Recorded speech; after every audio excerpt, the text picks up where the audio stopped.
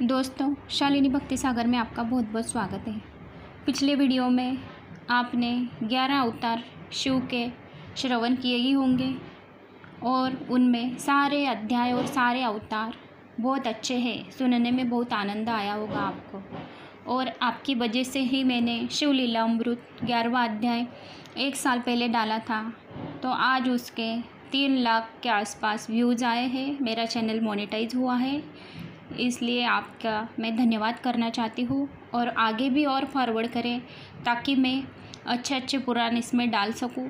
मेरा श्री गणेश पुराण भी है और बालाजी की जन्म से लेकर मृत्यु की तक के बालाजी जीवन कथा पूरे अध्याय मैंने उसमें वो भी डाले हैं।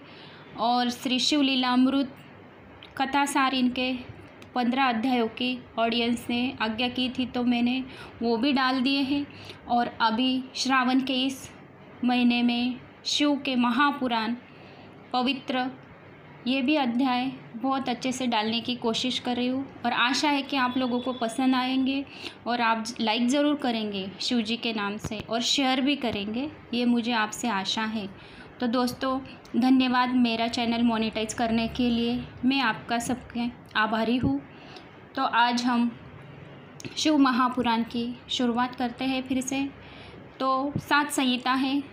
7 संहिता में से पहली संहिता विद्वेश्वर संहिता थी, दूसरी संहिता रुद्र संहिता थी। रुद्र संहिता में पहला भाग सती खंड था, दूसरा भाग पार्वती खंड था, फिर कुमार खंड आया और फिर उसके बाद तीसरी संहिता शतरुद्र संहिता। ऐसे 7 संहिता है। अभी हम तीसरी संहिता पे चालू है। तो मैं ये कोशिश कर रही कि श्रावण मास में पूरे अध्याय डाल से आप और वो श्रवण करें और शिव के पद को प्राप्त करें। तो चलिए हम आगे अभी प्रयास करते हैं। आज शिव जी के सारे अवतार बहुत अच्छे अच्छे, आगे भी सारे अवतार ही दिए हैं। फिर भी हमने 1100 अवतार पूरे इतने जितने 3 संहिताओं में शिव जी के 11 अवतार सुन लिए हैं। और आज देखते हैं कौन सा अवतार है शिव जी का। अगर मेरे चैनल पर दोस्तों आप नए हो तो लाल बटन पर सब्सक्राइब करना, बेल आइकन दबाना, ऑल पे क्लिक करना, यानी जो भी वीडियो मैं अपलोड करूँगी सबसे पहले नोटिफिकेशन आपको मिलेगी। और लाइक भी करना, कमेंट्स में ओम नमः शिवाय लेना। श्री गणेशाय नमो नमः। वक्रतुंड महाकाय सूर्यकोटि समप्रभ निर्विघ्नं कुरु मे देव सर्वकार्येषु सर्वदा। श्री गणेशाय नमः। कार्तिक स्वामी नमः। ओम नमः शिवाय नमः। ओम ह्रीं गौरी नमः। ओम नंदेश्वराय नमः। आज दुर्वासा का चरित्र का अध्याय है। शतरुद्र संहिता का 19वां अध्याय है। हर एक वीडियो में 10-10 अध्याय रहते हैं। 10 अध्यायों में 10 अध्याय पूरे एक मोक्षपति को प्राप्त होता है और उनके सारे संकटों का नाश होता है इनके श्रवण करने से। और अपना जो घर है, अपने घर में जो भी सुनता है या मोबाइल भी लगा दिया है आपने, तो एक सुरक्षा कवच बन जाता है। अब इस महामारी वैश्विक कोरोना की तीसरी लहर आ रही है, तो दोस्तों शिव की सारे वीडियो चल के देना। ओम नमः शिवाय मंत्र का जाप करते रहना। ओम नमः शिवाय मंत्र, गले में रुद्राक्ष और भस्म, ये 3 चीज़ें त्रिवेणी संगम में स्नान करने के बराबर रहती है। प्रयाग तीर्थ का पुण्य मिलता है। तो चलिए अभी हम आगे चलते हैं। दुर्वासा ऋषि का चरित्र ये भी सुनने लायक है कथा। नंदेश्वर बोले, हे मुने, अब शिवजी के उस चरित्रों को सुनाओ कि जिसमें उन्होंने दुर्वासा जी के रूप धारण किया था। परम तपस्वी महर्षि अत्रि जो अनुसुईया जी के पति थे, उन्होंने ब्रह्मा जी के आज्ञा से पुत्र की इच्छा वश श्री सहित जब वृक्ष नामक पर्वत पर जाकर विंध्याचल के समीप नदी के तट पर स्थित होकर ईश्वर की प्रसन्नता के लिए घोर तप किया, तो उनके सिर से बड़ी तीक्ष्ण अग्नि की ज्वाला प्रकट हुई। उस ज्वाला से संपूर्ण लोग भस्म होने लगे। ऋषि मुनि और इंद्रादि देवता तप्त हो गए। तब इंद्र के साथ ले सब देवता ब्रह्मा जी के पास गए, अपना दुख निवेदन किया। ब्रह्मा जी विष्णु जी के साथ ले देवता सहित शिव जी के स्थान को गए। सब ने मिलकर एक स्वर से शिव जी की बड़ी स्तुति की। फिर अत्रि के परम तप से उत्पन्न अग्नि का दुख कहा। शिव जी ब्रह्मा विष्णु के साथ बैठे संपत्ति करने लगे। फिर अत्रि ऋषि को वर देने के लिए वे तीनों देवता उनके आश्रम पर पहुँचे। अत्रि जी ने सब चिन्हों को पहचान कर सबकी अलग अलग स्तुति की। फिर कहा, हे ब्रह्मा विष्णु, हे शिव, आप संसार भर पूज्यनीय माने गए हैं तथा प्रभु ईश्वर सृजन रक्षा और विनाश करने वाले हैं, परंतु मैंने तो केवल एक शिव जी के ही पुत्र के कारण स्त्री सहित इनका ध्यान किया था। फिर आप तीनों देवता क्यों चले आए? मेरे इस भ्रम को दूर करें, मुझे इच्छित वर दीजिए। मुनि के इस वाक्य के सुन तीनों देवताओं ने कहा, हे मुनिराज, जैसा आपने संकल्प किया वैसा ही होगा। हम तीनों देवता ब्रह्मा, ईशान तथा विष्णु समान वरदायक है, अतएव हमारे अंश से तुम्हारे 3 पुत्र प्राप्त होंगे। ऐसा कह वे तीनों देवता के अपने अपने स्थान को चले गए। अत्रि मुनि भी वर पाकर सानंद अपने स्थान को गए और अनुसया सहित बड़े प्रसन्न हुए। फिर तो उस अनुसया नामक स्त्री से ब्रह्मा, विष्णु और शिव रूप से तीनों देवता उत्पन्न हुए। ब्रह्मा के अंश से चंद्रमा, विष्णु के अंश से दत्त भगवान तथा शिव जी के अंश से दुर्वासा जी की उत्पन्न हुई। दुर्वासा जी ने दयालुता वश बहुत धर्मों की परीक्षा ली है। सूर्य वंश में उत्पन्न राजा अम्बरीश की भी उन्हीं दुर्वासा जी ने परीक्षा ली थी। महाराजा अम्बरीश सप्तद्वीप के स्वामी थे, जिन्होंने एकादशी का दृढ़ व्रत किया था। तब दुर्वासा जी ने उनके नियम को जानकर अपने अनेक शिष्यों के साथ उनके यहाँ गए। राजा ने थोड़ी सी द्वादशी पाकर पारपक का विचार किया था और जो ही पारण के पर बैठने वाले थे कि दुर्वासा जी वहाँ जाकर रुष्ट हो गए। धर्म की परीक्षा। मुनि उनसे कठोर वचन कहने लगे। उन्होंने कहा, मुझे निमंत्रण देकर बिना भोजन कराए जल क्यों पी लिया, उसका फल दिखाऊंगा। ऐसा कर ऋषि ने क्रोध कर राजा को अपने शाप द्वारा भस्म कर देना चाहा। उसी समय उसकी रक्षा के निमित्त राजा में स्थित सुदर्शन चक्र उनकी रक्षा करने आए। शिव की माया से मोहित मुनि को शिव रूप नहीं जाना और मुनि को जलाने चला। तब आकाशवाणी ने कहकर सुदर्शन को शांत कराया और कहा, हे दुर्वासा, शिवरूप नहीं जाना और मुनि को जलाने चला। तब आकाशवाणी ने कहकर सुदर्शन चक्रों को शांत कराया और कहा, हे दुर्वासा, शिवरूप है।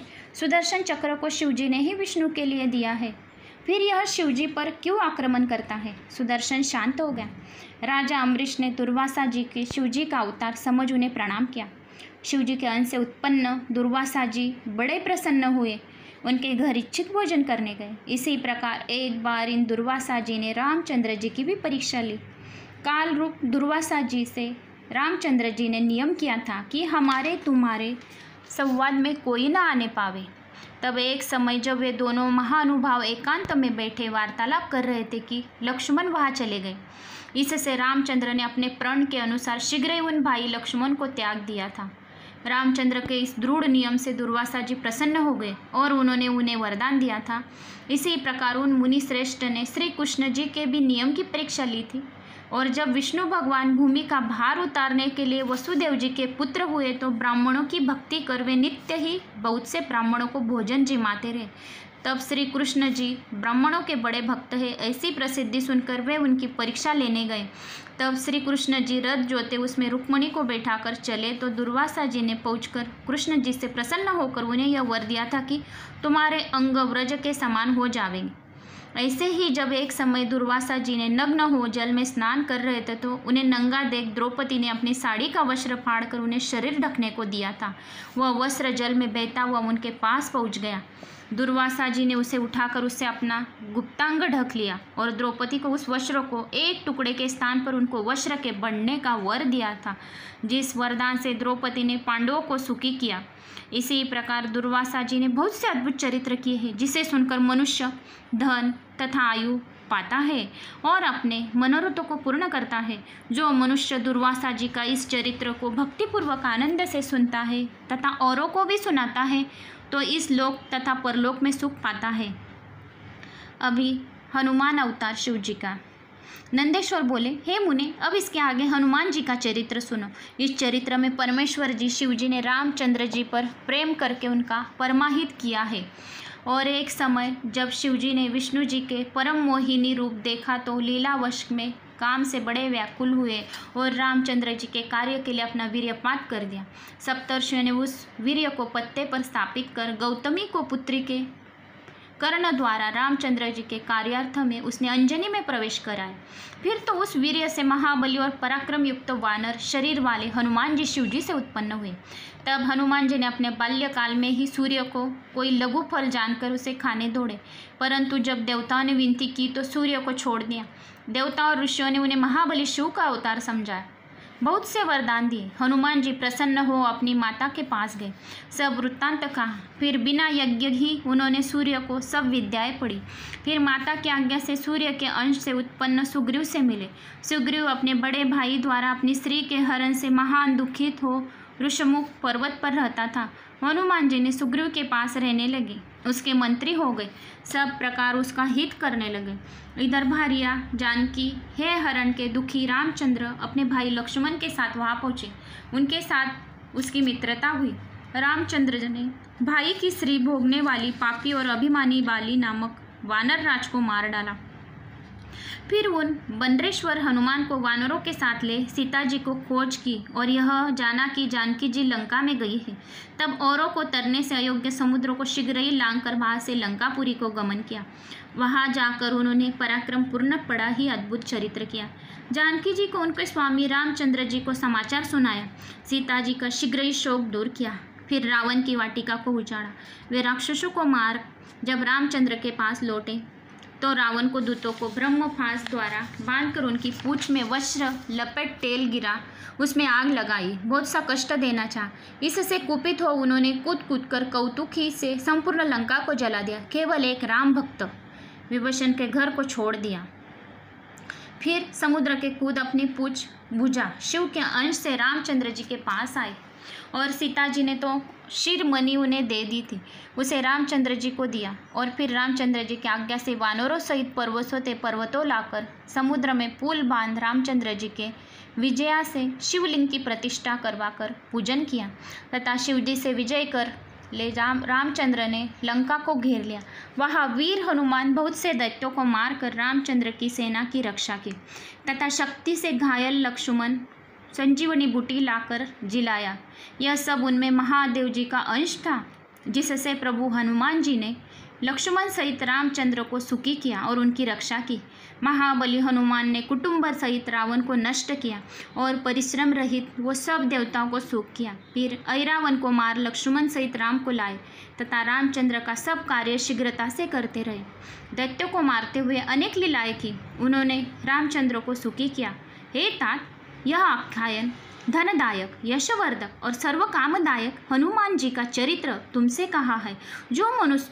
जो मनुष्य इसको भक्तिपूर्वक सावधान होकर सुनता है वह इस लोक में सभी मनोरथों को भोगकर अंत में मोक्ष को लाभ करता है। अभी महेश अवतार का वर्णन। नंदेश्वर बोले, हे मुनि शार्दुल, एक समय शिव पार्वती अपनी इच्छा से विहार करने लगे तो भैरव को द्वारपाल नीत कर जो ही भीतर गए कि तो ही अनेक सुशील सखियाँ उनकी सेवा करने लगी। पश्चात परम स्वतंत्र शिवजी कुछ ही देर लीला कर प्रसन्न हो गए और उन्मत्त पार्वती द्वार से बाहर जाने लगे। द्वार पर भैरव द्वारपाल थे। तब जो ही भैरव की दृष्टि पार्वती जी पर पड़ी कि उनके मन में विकार आ गया और वे पार्वती जी को स्त्री के भाव में देखते हुए उन्हें बाहर जाने लगे। पार्वती जी उनके भाव को समझ गई, उन्हें भैरव पर बड़ा क्रोध आया। फिर तो उन पार्वती ने उस भैरव को शाप दे दिया कि तूने मुझको स्त्री की दृष्टि से देखा है, इसी कारण तू पृथ्वी पर जाकर मनुष्यपन प्राप्त करेगा। पार्वती जी द्वारा भैरव के शापित होने पर वहाँ बड़ा कोलाहल मचा। भैरव को भी इसका बड़ा दुख हुआ। तब अनेक आश्वासन वाक्यों में प्रवीण शिवजी वहाँ आकर भैरव को आश्वासन देने लगे, परंतु देवी का शाप, भैरव शीघ्र ही पृथ्वी पर आकर मनुष्य योनि में वैताल हो गया। इसके पश्चात उनका स्नेह से पार्वती सहित शिवजी ने भी लौकिक गति का आश्रय ले पृथ्वी पर अवतार लीला। अब यहाँ शिवजी का नाम महेश और पार्वती का नाम शारदा हुआ। शिवजी का यह चरित्र धनदायक, सब गुणों को देने वाला है और अंत में मोक्षप्रद का है। वृषभ अवतार वर्णन। नंदेश्वर बोले, ब्रह्मसूत मुनीश्वर, अब शिवजी के उस विशेष अवतार को सुनो जिसमें विष्णु ने गर्वनाश किया है। जब जरा और मृत्यु से व्याकुल हो देवता और दैत्य परस्पर रत्नों को लेने की इच्छा से क्षीर सागर का मंथन करने चले तो समुद्र किसके द्वारा मथा जाए, इस पर विचार हुआ। तब यह आकाशवाणी हुई कि तुम देवता दैत्य अपनी बुद्धि से क्षीर सागर का मंथन करो, तुम्हारा यह कार्य हो जाएगा, इसमें कुछ संदेह नहीं है। इसके लिए तुम मंदराचल को मथानी और वासुकी की रस्सी बनाओ। तब देवता और दानव मिलकर मंदराचल पर्वत को समुद्र में ले जाने के लिए उखाड़ने लगे और अपनी भुजाओं से उखाड़कर उसे क्षीर सागर में ले जाने लगे, परंतु समुद्र में प्रवेश कराने से असमर्थ हुए और उनका बल क्षीण हो गया। मंदराचल देवताओं और दैत्यों के ऊपर पर गिर पड़ा। कितने ही देवता और दैत्य उसमें दब गए। इसके पश्चात सचेत होने पर शिव की स्तुति करने लगे। शिव जी ने उन्हें बल दिया। अब उन्होंने इस पर्वत को उठाकर क्षीर सागर के जल में डाल दिया। फिर वासुकी रस्सी को बनाकर रत्नों के लिए क्षीर सागर का मंथन किया। देवलोक में महेश्वरी भृगु की पुत्री लक्ष्मी निकली। फिर धन्वंतरि वैद्य, चंद्रमा, पारिजात, कल्पवृक्ष, घोड़ा, ऐरावत, हाथी, मदिरा, हरि का धनुष, शंख, कामधेनु, कौस्तुभ मणि तथा अमृत निकला। तब उसके निकलते समय जो उसकी बूंदें बाहर निकली उनसे बहुत सुंदर स्वरूप वाली स्त्रियाँ उत्पन्न हुई। तब उनमें से लक्ष्मी, शंख, कौस्तुभ तथा खड़ग विष्णु जी ने ग्रहण किया और उच्चश्रवा नामक सुलेंदर घोड़े को सूर्य ने लिया। इंद्र ने पारिजात को लिया, कल्पवृक्ष तथा हैरावत हाथी को लिया और भक्त वत्सल शिव जी ने कालकूट विष को अपने कंठ में उतार देव रक्षा के लिए भयभीत चंद्रमा को अपने सिर पर धारण किया। दैत्यों ने रमन करने वाली मदिरा ली और सब मनुष्य ने धन्वंतरि वैद्य को लिया। मुनेश्वरी ने कामधेनु गो का ग्रहण किया तथा वे सब जो सामान्य स्त्रियाँ थी वह सब मोहिनी रूप हो गई। इसके पश्चात अमृत के लिए मलिन चिंता हुई तथा विजय चाहने वाले देवता और राक्षसों में परस्पर घोर संग्राम हुआ और सूर्य के समान तेजस्वी बल आदि दैत्यों ने बलपूर्वक देवताओं को जीतकर अमृत घट को छीन लिया। तब दैत्यों से पारिजात तक देवता शिवजी की शरण में गए और शिवजी की आज्ञा से विष्णु ने मायापूर्वक स्त्री का वेश धारण कर दैत्यों से अमृत छीन देवताओं को पिला दिया। दैत्यों ने उस मोहिनी के निकट जाकर कहा कि हमको भी इस अमृत का पिलाओ। पंक्ति में भेद न होने पावे शिवजी की इस माया से मोहित दैत्यों ने अमृत को बांटने के लिए उसे कपट रूपधारी विष्णु को दिया। इस समय उन दैत्यों ने अमृत से उत्पन्न हुई सुंदर स्त्रियों को देख वो इधर उधर मुड़ गए और उन्हें अपने स्थान में ले जाकर रखा। शिव जी की माया से उनके बड़े से बड़े सुंदर गुप्त स्थान बन गए। इसके पश्चात उनकी रक्षा कर सब दैत्य को एक हो अमृत के लिए देवताओं से युद्ध करने लगे। देवताओं का दैत्यों के साथ भयंकर युद्ध हुआ। देवासुर संग्राम तीनों लोकों में प्रसिद्ध हुआ। विष्णु जी से रक्षित देवताओं ने विजय पाई। महात्मा विष्णु ने सब दैत्यों को मोहित कर दिया। सबसे दैत्य मारे गए और बहुत से दैत्य मारे गए। जो बचे वे पाताल की विवरों में समा गए। विष्णु जी ने भयभीत दैत्यों को हाथ में चक्र ले पाताल में मारने गए। वहाँ उन्होंने दैत्यों द्वारा स्थापित बहुत सी चंद्रमुखी स्त्रियाँ दिखाई पड़ी। विष्णु जी ने उन सब से रमन कर उनके युद्ध पुत्रों के उत्पन्न किया जिन्होंने पाताल से लेकर पृथ्वी तक बड़ा उपद्रव किया था। उनसे मुनियाँ और देवताओं को बड़ा कष्ट हुआ। ब्रह्मा जी मुनियों को साथ ले कैलाश स्थित शिवजी के पास गए। सबने मिलकर शिवजी की स्तुति की। उस स्तुति से प्रसन्न हो शिवजी ने वृषभ का रूप धारण कर विष्णु जी को पाताल से लाने की इच्छा की तथा देवताओं को आश्वासित किया। नंदेश्वर बोले, अब शिवजी के वृषभ रूप धारण किए गरजते हुए पाताल से उस विवर से प्रवेश किया। उनकी प्रचंड गर्जना से नगर गिरगश ध्वंस होने लगा। पूर्ववासी व्याकुल हो गए। वृषभ रूपधारी शंकर ने उपद्रवी विष्णु पुत्रों को सामना किया जो धनुष्य बाण लिए सर्वदा संग्राम ही किया चाहते थे। उन वीर विष्णु ने पुत्रों को कुद्र हो शिवजी पर आक्रमण किया। बैल के रूप में रुद्र ने अपनी सिंगों और खुरों से उन्हें मारा। कुपित रुद्र की उस मार से विष्णु के कितने ही पुत्र प्राण रहित और मूर्छित हो गए। यह जानकर विष्णु उस विवर से बाहर निकले। उन्होंने अपने सुतों को मारने वाले वृषभ रूपधारी रुद्र को देखकर उन पर अपने बाणों और दिव्य अस्त्रों का प्रयोग किया, परंतु पर्वत निवासी रुद्र ने उन विष्णु को सब अस्त्रों को काट डाला। तब उन वृषभ रूपधारी शिव को पहचान कर विष्णु जी ने कहा, हे देव महादेव, मैं मूर्ख हूँ जो आपकी माया से मोहित हूँ। आपके साथ युद्ध किया। भला कोई अपने स्वामी से युद्ध करता है? हे प्रभु, मुझ पर कृपा कर मेरे अपराध को क्षमा कीजिए। हे नंदेश्वर बोले, हे मुने। तब विष्णु जी के इन वचन को सुनकर भगवान शंकर ने कहा, तुम तो बड़े बुद्धिमानी हो, फिर सब ज्ञान को भूल मुझसे युद्ध क्यों करने लगे? क्या मेरे अधीन तुम पराक्रमी अपने स्वरूप को न पहचान सके? अब तुम यहाँ रमन मत करो और इस कुआचार से निवृत्त हो जाओ। विष्णु जी लज्जित हो वहाँ से चलने लगे। शिव जी ने कहा, ठहरो, अब तुम इस चक्र को यही छोड़ दो, मैं तुम्हें दूसरा चक्र दूंगा। ऐसा कह शिव जी ने अपने तेज से सूर्य के समान दूसरा सुदर्शन चक्र निकाला और विष्णु को दिया। तब विष्णु जी स्वर्ग चले गए। वृषभेश्वर भगवान शंकर भी देवताओं को कार्य कैलाश पर चले गए। विष्णु का मोह दूर हो गया। जो मनुष्य इस वृषभेश्वर अवतार की कथा पढ़ेगा या सुनेगा उसे शत्रु की बाधा नहीं होगी तथा यह पवित्र इतिहास स्वर्गदायक है, भक्तिपूर्वक है, वर्धक है तथा सत्पुरुषों को भक्ति मुक्ति प्रदायक करने वाला है। अभी पिप्पलाद का चरित्र भी बहुत अच्छे है, क्योंकि मैंने पहले शिव पुराण 2-3 बार पढ़ा है, इसलिए मुझे दिक्कत नहीं आ रही पढ़ने में। नंदेश्वर बोले, हे मुने, अब भक्तिपूर्वक पिप्पलाद नामक महेश्वर का परम अवतार सुनो। एक समय जब इंद्रादि देवताओं को वृत्रासुर ने परास्त कर दिया तो उन्होंने अपने सब आयुधों को दधीचि ऋषि को आश्रम में डालकर ब्रह्मलोक की यात्रा की। वहां पहुंच लोक पितामह से उन्होंने अपनी सब वेदनाएं कही।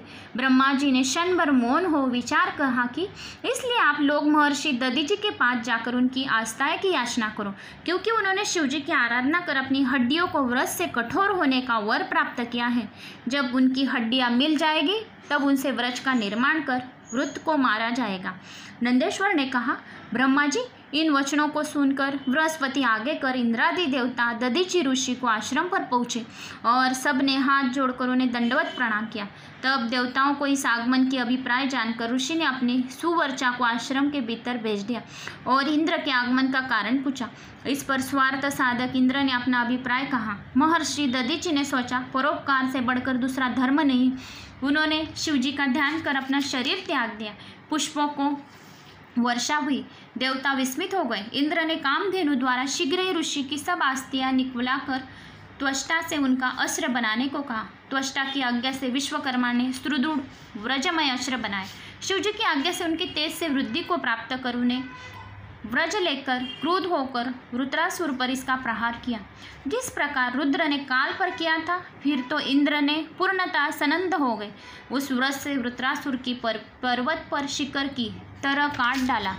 देवताओं ने बड़ा उत्सव किया, पुष्पवृष्टि की। हे तात, प्रसंगवश यह चरित्र तो मैंने तुम्हें सुनाया है। अब शंकर के पिप्पलाद अवतार को सुनो। जब दधीचि पत्नी सुवर्चा अपने पति की आज्ञा से आश्रम के भीतर चली गई तो वहां उन्होंने संपूर्ण गृह के कर्म किए और जब लौटी तो अपने पति को तथा देवताओं को वहां न देख उन्हें बड़ा आश्चर्य हुआ और साथ ही उन्हें और भी बहुत से अशकुन दिखाई पड़े।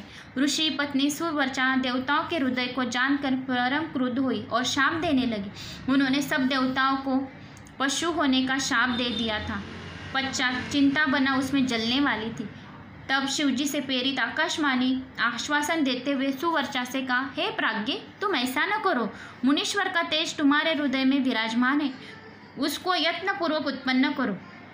इसके पश्चात तुम अपने इस मनोरथ को पूरा करना, परंतु अभी नहीं, क्योंकि सकभरगा श्री अपने शरीर को न जलावे, यह वेद की आज्ञा है। यह सुन सुवर्चा को बड़ा आश्चर्य हुआ। उन्होंने एक पत्थर उठा और अपना गर्भ विदीर्ण कर दिया। उसमें से एक महादिव्य शरीर वाला परम कांतिवान मुनिवर का तेज रूप बालक निकला। वो साक्षात शिवजी थे। मुनि पत्नी इस बालक के अद्भुत तेज को देखकर उसे रुद्र का अवतार समझा। उसकी प्रसन्नता की सीमा न रही। उन्होंने शीघ्र ही प्रणाम कर उस बालक के स्वरूप को अपने हृदय में स्थापित कर लिया। इसके पश्चात पति लोक की इच्छुक सुवर्चा ने हंसकर अपने उस पुत्र से कहा, हे तात, तुम दीर्घकाल तक इस पीपल की मूल में निवास करोगे और सबको सुखदायक बनाओगे और मुझे प्रेम पूर्वक पति लोक में जाने की आज्ञा दो। यहाँ जाकर मैं अपने पति के साथ रुद्र स्वरूपी का अपना ध्यान करूँगी। सुवर्चा के पुत्र से ऐसा कह परम समाधि लगा पति लोक को चली गई। वहाँ जा अपने पति के पास शिवलोक में आनंद शिवजी की सेवा करने लगी। उधर मुनि के पुत्र के रूप में शंकर जी का अवतार लिया समझ विष्णु और ब्रह्मा अपने गणों के साथ प्रीतिपूर्वक वहाँ आए और बड़ा उत्सव किया। फिर उन पीपल नामक शिव के अवतार का विष्णु आदि सब देवता सविधि संस्कार कर संतुष्ट हो गए। ब्रह्मा जी ने उनका नाम संस्कार कर पिप्लाद नाम रखा। इसके पश्चात इंद्रादि सबका देवता ने कहा कि हे देवेश प्रसन्न हो, प्रसन्न हो। ऐसा कह परमोत्सव किया। ब्रह्मा विष्णु आदि सब देवता उनकी आज्ञा लेकर अपने धाम को चले गए। फिर तो महाप्रभु पिप्लाद का लोक हितार्थ कितने ही काल तक उस अश्वत्थ वृक्ष के मूल में तप करते रहे।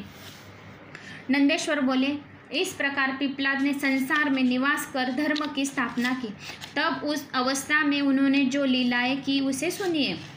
एक दिन पिप्लाद ने मुनि पुष्पभद्रा के नाम के नदी में स्नान कर रहे तो उन्होंने एक मनोहर युवती को देखा जो शिवजी के अंश से पैदा हुई थी। उस देख तत्व प्रवीण मुनि पिप्लाद उस रूप पर मोहित हो गए और उसे प्राप्त करना चाहा। वह राजा अनन्य की कन्या थी। महर्षि पिप्लाद राजा अनरण्य के पास पहुंचे। राजा ने मुनि की यथोचित अर्भना की। ऋषि के राजा से कन्या की याचना की। यह सुन राजा मौन हो गया और तक्षण उसे कहते न बना। पिप्लाद ने कहा, या तो भक्तिपूर्वक कन्या मुझे दो, अन्यथा मैं तुम्हारे सहित सबको भस्म कर दूंगा। राजा ने भयभीत होकर मुनीश्वर को सर्वभूषणांकुत अपनी कन्या की प्रदान की। मुनि उस शिव के अंश से उत्पन्न कन्या से विवाह कर उसके साथ ले अपने आश्रम पहुँचे। वृद्ध तपस्वी अत्यंत सौम्य श्री के साथ आनंद से वास करने लगे। उसका नाम पद्मा था। तब जैसे लक्ष्मी जी विष्णु जी की सेवा में रत रहती है, वैसे ही पद्मा भी मन वचन और कर्म से पति की सेवा में रति रहने लगी। युवती से रमण कर वृद्ध मुनि पिप्लाद युवा हो गए। उन्होंने पद्मा से अपने ही समान 10 पुत्र उत्पन्न किए। ऐसी उन्होंने और भी लीलाएं की है। संसार में किसी से निवारण न होने वाली उन्होंने शनिश्वर की पीड़ा निवृत्त की। उन्होंने वर दिया कि जन्म से लेकर 16 वर्ष तक मनुष्य की और शिव भक्तों को यह बाधा न होगी। यदि इसके विपरीत शनि कहीं पर मनुष्य को पीड़ित करेगा तो भस्म हो जाएगा। हे मुनि, इस प्रकार पिप्लाद मुनि की नर लीला मैंने आपसे कही जो संपूर्ण कर्म फलदायक है। गादी, कौशिक तथा पिप्लाद ने ये 3 महामुनि स्मरण मात्र से ही शनि पीड़ा का नाश करने वाले हैं। जो मनुष्य पद्मा सहित महर्षि पिप्लाद का इस चरित्र को पढ़ता है या सुनता है उसके सभी मनोरथ पूर्ण हो जाते हैं, इसमें संदेह नहीं है। अभी वैश्वनाथ अवतार शिव जी का। नंदेश्वर बोले, हे मुनीश्वर, अब वैश्वनाथ अवतार और वेश्या का चरित्र भोग मोक्षदायक महामनन करू धर चित्त। अब परमात्मा शिव के वैश्वनाथ नामक परम आनंददायक अवतार को सुनिए। पूर्व समय में नंदीग्राम में महानंदा नामक एक बड़ी रूपवती वेश्या रहती थी जो शिव की भक्त थी। ये बड़ी धनवान, ऐश्वर्य युक्त और अनेक उज्ज्वल आभूषणों से युक्त थी। सर्वदा श्रृंगारित रहा करती थी। यह गान विद्या में ऐसी निपुण थी कि इसे देखकर राजा और रानियां हर्षित हुआ करती थी। यह सर्वदा शिवजी के नाम जपने लगी रहती थी। पार्वती सहित शंकर की पूजा करती थी। सर्वदा रुद्राक्ष तथा विभूति धारण करती थी। यह सर्वदा शिवजी की पूजा कर उनका सुंदर यशोगान किया, भक्तिपूर्वक उनके आगे गाया करती थी। एक बंदर और एक मुर्गे की रुद्राक्ष से विभूषित हाथ कर तालियों से शिवजी के आगे नाचती थी और शिवजी की भक्ति में रत सखिया रहती थी, प्रेम पूर्वक हंसती रहती थी। ये महानंदा की कहानी है दोस्तों, जो मेरा फेवरेट वीडियो है शिवलीला अमृत का 11वां अध्याय। ये अध्याय की कहानी शिव पुराण में भी आई है, इसलिए 11वां अध्याय का महत्व बहुत महत्वपूर्ण बताया गया है। इस कोरोना काल में भी वो ही सुरक्षा कवच आपके घरों घरों में पड़ना चाहिए और सुरक्षा कवच बनकर रहेगा, इसमें संदेह बिल्कुल भी नहीं है। यही पुराणों में भी वही अध्याय की कहानी आई है। शिका में रुद्राक्ष बांधे मुर्गा भी बंदर के साथ चतुर नाच नाचता था और दर्शकों का मन प्रसन्न किया करता था। इस प्रकार शिवजी की भक्ति में रत महानंदा कितने ही समय व्यतीत किए। तब एक भक्त में एक दिन शंकर जी वैश्य का रूप धारण कर उसके भाव की परीक्षा लेने आए। उनके हाथ में रत्न जटित एक बड़ा ही सुंदर कंकन था। उसे देख महानंदा मुग्ध हो गई। वैश्य रूपी शिवजी उस मन को लालच को समझ गए। उन्होंने कहा, यदि तुम्हारा मन इस कंकन के लिए लुब्ध हो रहा है तो तुम ही इसका प्रसन्नता से धारण करो, परंतु यह कहो कि इसका मूल्य क्या देगी। वैश्या ने कहा कि मैं एक व्यभिचारिणी वैश्या हूँ, पतिव्रता नहीं। व्यभिचार ही हमारे कुल का परम धर्म है, इसमें कुछ भी संदेह नहीं है। यदि आप यह कंकन मुझे दे दोगे तो मैं 3 दिन और 3 रात आपकी स्त्री रहूंगी। वैश्य ने कहा, हे पतिवल्लभे, तथास्तु, लो यह रत्न कंकन और 3 दिन रात मेरी श्री रहो। इस व्यवहार से सूर्य और चंद्रमा प्रमाण है, परंतु 3 बार सत्य है, ऐसा कहकर मेरे हृदय को स्पर्श करो। वैश्या ने कहा, हे प्रभु, मैं 3 दिन और 3 रात आपकी पत्नी रहकर सहधर्म का पालन करूंगी। यह सत्य है, सत्य है, सत्य है, ऐसा कहकर सूर्य और चंद्रमा की साक्षी बना। नंदा ने प्रीति सहित 3 बार अपने हृदय का स्पर्श किया। वैश्य ने उस कंकन को देखकर रत्नमय लिंग उसके हाथ में दे दिया और कहा, हे कांते, यह रत्न जटित शिव जी का लिंग है, मुझे प्राणों से भी अधिक प्रिय है। तुम सदैव इसकी रक्षा करना और यत्नपूर्वक गुप्त रखना, तब ऐसा ही होगा। यह कहते हुए महानंदा ने उस रत्नमय लिंग को लेकर नाटक के मंडप में रख कर घर में चली गई। फिर रात्रि के समय में उस वेश्या को कोमल गद्दे और तकियों से शोभित पलंग पर ले जाकर आनंद से सो गई। अर्धरात्रि के समय नृत्य मंडप के सहसा एक वाणी उत्पन्न हुई कि हे तात, इस नृत्य भवन में वायु की सहायता से अग्नि प्रज्वलित हो गई। इसके पश्चात नृत्य मंडप जलने लगा। महानंदा ने दौड़कर बंधे हुए बंदर और मुर्गे को छोड़कर दूर भगाया। लिंग खंभ के साथ जलकर टुकड़े टुकड़े हो गए।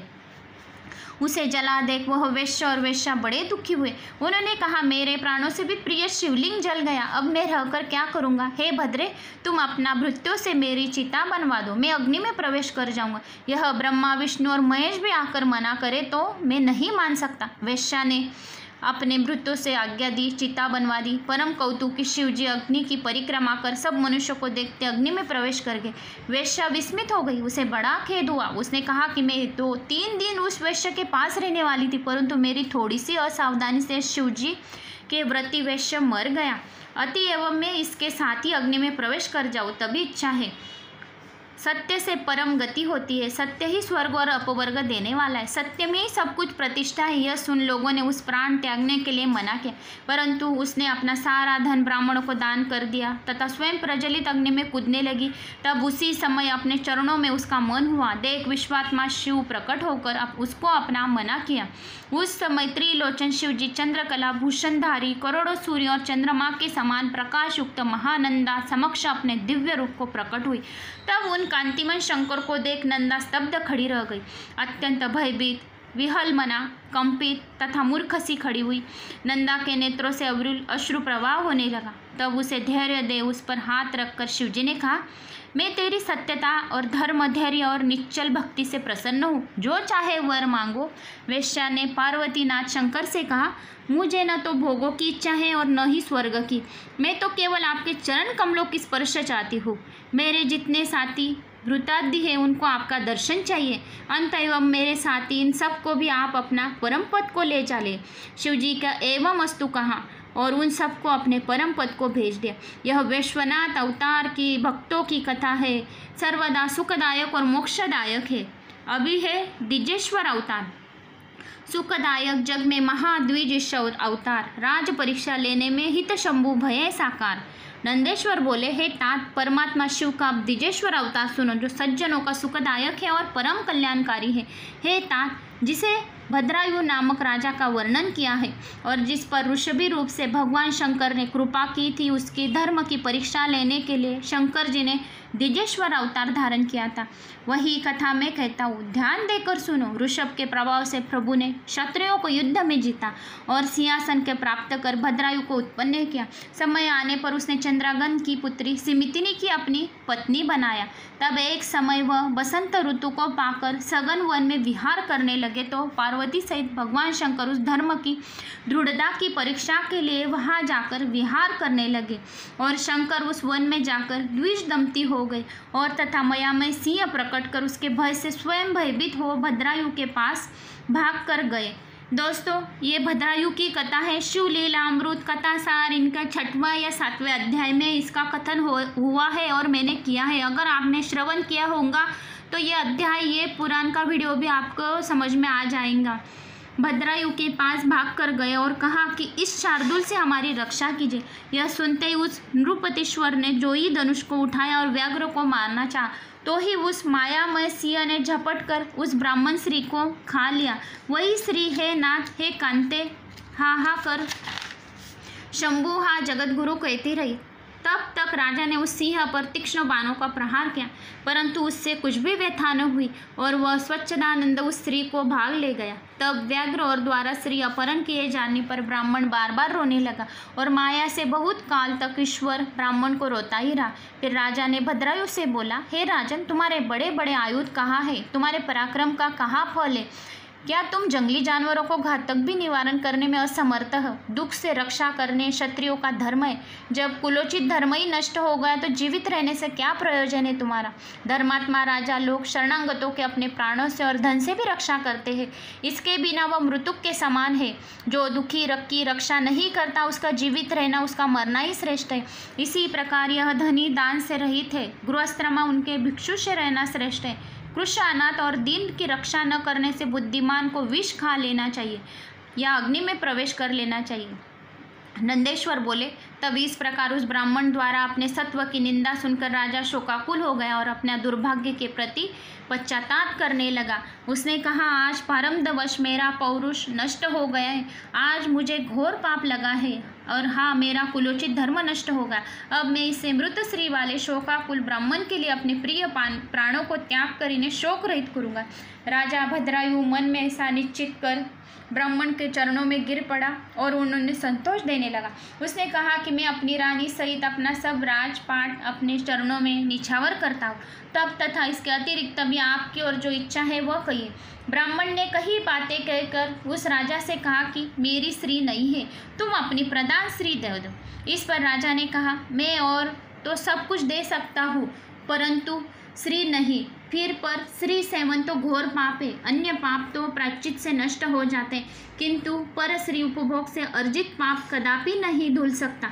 ब्राह्मणों ने कहा कि अपने तप से ब्रह्म हत्या तथा मदिरा का सेवन रूप घोर पाप भी शांत कर सकता है। फिर पर स्त्री उपभोग तो क्या है? अतएव तुम अपनी स्त्री मुझे दे दो, इसके अतिरिक्त मैं कुछ नहीं चाहता। यदि तुम भयभीतों की रक्षा न करोगे तो अवश्य ही नरक जाओगे। नंदेश्वर बोले, हे ब्राह्मण की बात से राजा चिंतित हो गया और उसने विचारते विचारते निश्चय किया कि दीनों की रक्षा न करना बड़ा पाप है। इससे तो यही अच्छा है कि स्त्री दान कर दूं, पाप से मुक्ति तो मिल जाए। इसके पश्चाताप शीघ्र यज्ञ में प्रवेश कर जाऊंगा और संसार में मेरी कीर्ति होगी। ऐसा मन में निश्चय कर उस राजा ने अग्नि प्रज्वलित की और हाथ में जल लेकर उस ब्राह्मण को बुलाया, मैं अपनी पत्नी दान कर रहा हूँ। इसके पश्चात अग्नि की 3 प्रदक्षिणा की और एकाग्र हो शिव का ध्यान करने लगा। तब अपने चरणों का ध्यान लगाए अग्नि में प्रवेश करने वाले राजा को ऐसी वृत्ति देकर दिजेश्वर रूपधारी शिव जी से न रहा गया और अपने 5 मुख, 3 नेत्र, पिनाक और चंद्रकला धारण किए मध्य कला के काल करोड़ों सूर्य के समान तेजस्वी स्वरूप में उसके राजा के समक्ष प्रकट हो गए और आकाश से फूलों की वर्षा होने लगी। देवताओं के बाजे बजने लगे, अप्सराएं गान करने लगी, नाचने लगी। ब्रह्मा, विष्णु आदि देवता, इंद्र तथा नारादिक मुनीश्वर वहां आकर स्तुति करने लगे। भक्ति को बढ़ाने वाले अपूर्व समारोह हुआ। शिवजी के दर्शन से भद्रायु गदगद वाणी से हाथ जोड़ उनकी स्तुति करने लगा। उसकी स्तुति से सुन पार्वती सहित शंकर जी ने प्रसन्न होकर कहा कि मैं तुम्हारी भक्ति से प्रसन्न हूँ, तुम अपनी स्त्री सहित मुझसे वर मांगो, मैं तुम्हें इच्छित वर दूंगा। मैं परीक्षा के लिए ही यहाँ आया था और जिस वह व्याघ्र उठा लिया वह साक्षात पार्वती देवी थी तथा वह माया का व्याघ्र था जो तुम्हारे बाणों से घायल नहीं हुआ। तुम्हारा धैर्य की परीक्षा के लिए मैंने ही तुम्हारी पत्नी मांगी थी। सुन भद्रायु ने फिर शिवजी को प्रणाम किया और बोला, मैं सुकुटुंब आपके चरणों की भक्ति चाहता हूँ। मेरे पिता ब्रजभाऊ भी सब पत्नी का आपके भक्त हो। पद्माकर नामक वैश्य और उसके पुत्र सभी आपके निकटवासी हो। नंदेश्वर कहते हैं कि फिर उसकी रानी ने अपने पिता चंद्रगान को तथा माता सिमितिनी के लिए भी ईश्वर ने निकटता मांगी। भक्तवत्सल भगवान पार्वती पति ने उनको एवं वस्तु कहकर इस प्रकार यथेष्ट वर दिया और तत्क्षण वही अंतर्धान हो गए। महादेव जी के आशीर्वाद से भद्रायु की सारी चिंता छूट गई। वह सिमितिनी सहित भक्ति पूर्वक महादेव जी की पूजा करता हुआ महादेव पद को प्राप्त हुआ। जो मनुष्य इस दिजेश्वर अवतार को पढ़ता है और सुनता है वह शिव पद को प्राप्त होता है, वो कभी धर्मच्युत नहीं होता और परलोक में मुक्ति पाता है। तो दोस्तों, शिवलीला अमृत कथा सार इनमें के 11वां अध्याय की कहानी आई और सिमितिनी के 8वें अध्याय की भद्रायु की कथा है, उनकी भी कहानी शिव पुराण में बोली गई है। तो दोस्तों, अगर आपको मेरी ये वीडियो पसंद आए तो लाइक ज़रूर करना, सब्सक्राइब करना, बेल आइकन ज़रूर दबाना और कमेंट्स में ओम नमः शिवाय लिख। तो जय श्री महाकाल।